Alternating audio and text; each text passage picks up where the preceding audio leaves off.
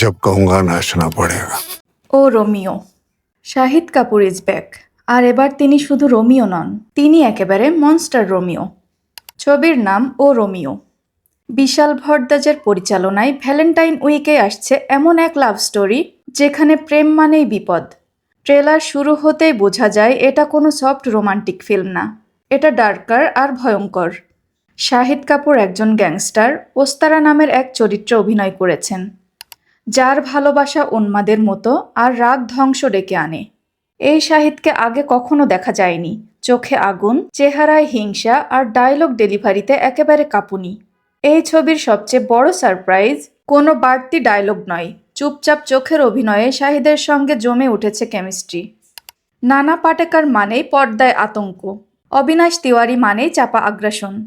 শাহিদ আর দিশা পাটানির দৃশ্যগুলোতে আলাদা এক উত্তেজনা তৈরি হয়। তামান্না ভাটিয়া, ফারিদা জালাল সবাই মিলে ছবিটাকে করেছে ভারী। ট্রেলারের কিছু ডায়লগগুলো ইতোমধ্যেই ভাইরাল।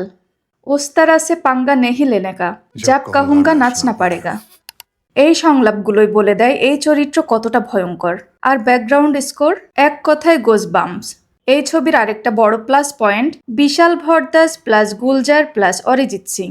এই কম্বিনেশন মানেই মিউজিক হবে ব্যথা ভরা, কবিতার মতো ধারালো। এই মুহূর্তে দর্শকের প্রত্যাশা আকাশ ছোঁয়া, কারণ এটা শুধু প্রেমের গল্প নয়, এটা ভালোবাসা আর সহিংসতার মুখোমুখি সংঘর্ষ।